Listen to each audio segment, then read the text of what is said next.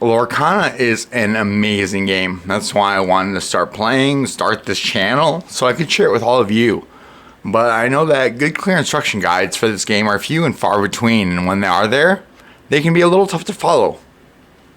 Well, trust me, no one can dumb it down like this guy. Not to brag, but it's kind of a superpower. Yeah, let's learn to play Lorcana. They have great pre-constructed decks that are nice for starters, but they likely won't net you much in terms of victories, in most even slightly competitive formats. But I love the starter decks. They come with a full playable deck and a booster pack of 12 cards, ready to spice things up, you know? And one time I opened up 24 theme decks to test their booster packs. It went. Check out that video next. Anyway. There are 6 ink colors: amber, amethyst, emerald, ruby, sapphire, and steel. Your deck can contain any combination of 2 ink colors. Beyond that, it's a whole different series of videos. I'm getting really into deck building, so please let me know if that's content that you want to see. Everyone shuffles their deck and draws 7 cards. Pick however many cards you want to keep, and each player gets 1 mulligan to pitch as many of their 7 cards they want, and can redraw that many. Keep all your cards, get rid of 7 and get 7 more. It's in your heart.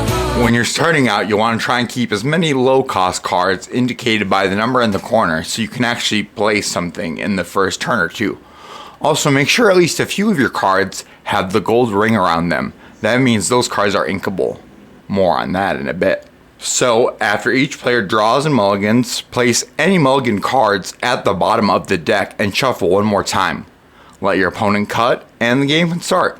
Determine who goes first by rolling a couple of dice, or Rochambeau for it. I recommend dice. Groundbreaking. The first player has a slight advantage by going first, so to offset this, they will not draw a card on their first turn. After the first turn, each player will draw 1 card at the beginning of their turn. Remember, for every turn, ready, set, and draw. You'll want to ready all your characters, unexert exerted characters, reset your side of the board to a neutral position, set, collect any lore that you might be getting from locations, and draw. Draw a card and start your turn.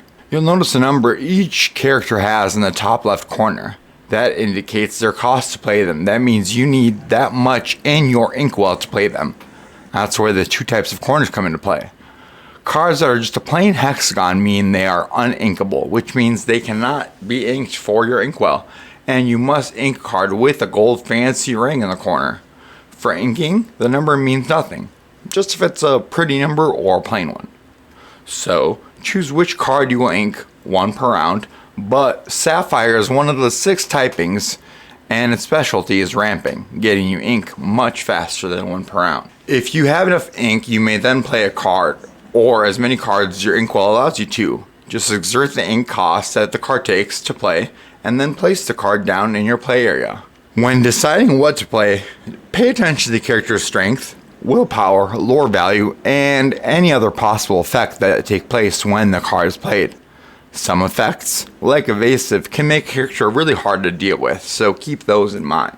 Once you play a character, they must dry, so they can't do anything in the first turn they're in play. But don't worry, since they can't do anything, they can't be exerted, and thus they are not vulnerable to attack until after they're able to actually do something for you.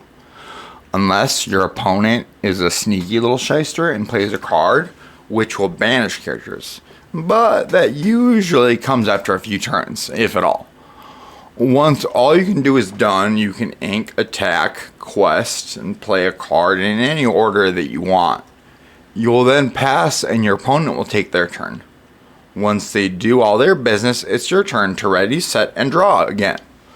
Again, choose a card to ink, play any new characters you would like with your freshly squeezed Mickey Mouse branded ink juice, and then decide what to do with your now dry character from the last round.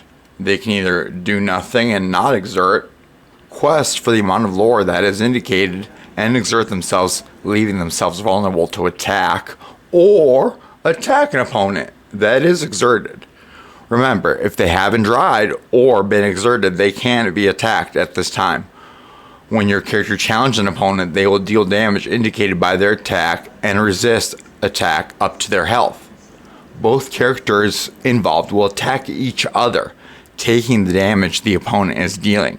Some characters have a ton of health, and it might take you 2 or more characters to take them down.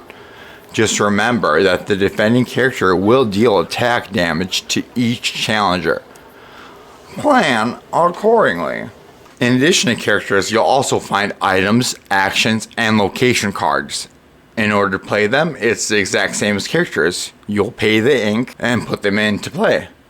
Action effects are a one-off. You pay the ink, play the effect, then discard the card. Songs are a subtype of action cards. You can either pay the ink to sing them, or you can have a character with a cost equal to or higher than the song cost to sing the song for free without exerting any ink. But they then must be exerted and cannot attack or quest for the rest of the turn. As of set 4, there are songs that can be sung together. So you can have any number of characters exerted as long as they all add up to the song cost. Item cards and locations are different because once you play them, they will stay in play unless they are removed by your opponent. Item cards will have certain triggers and stay in play unless otherwise directed. Locations are a neat addition. They can attack, but must be taken down or else they will gain free lore during the set portion of Ready, Set, and Draw. Or they'll gain great benefits for each character at the location. Once the location is in play, it does not need to dry, and you can exert the ink cost to move a character to the location, granting them the benefit of the location. One final thing that you can do is shift a character. That's one thing that's kind of like Pokemon, but still not at all. Think of it as evolving. You can pay a lower cost to shift that character over its pre-evolution, or play them as a new character altogether if that's what you want to do for some reason. A newly played character will have to dry before they can attack or quest though, so take advantage of that crusty little guy and beef her up. So, each player will ready, set, and draw and try to get 20 lore before their opponents do. It's a mad race to 20, but keep an eye on your opponents to make sure they aren't getting too far on their quests, and attack if you need. You can play with one other person or as many as you want. The game definitely changes when you have to keep tabs of everyone, and it's tricky, but it can be a ton of fun. So grab a deck and give it a go. It's easy to learn, but not so much to master. I'll be opening a ton of products, like my conveniently placed first chapter booster boxes that I wanted you guys to see, and all that fun stuff. So please hit that like, subscribe, and join me on this awesome journey. Well, look at you sitting through this video and learning a new game. I think I need a nap. But please, hit the subscribe button before you go. And later days, Lorkstars.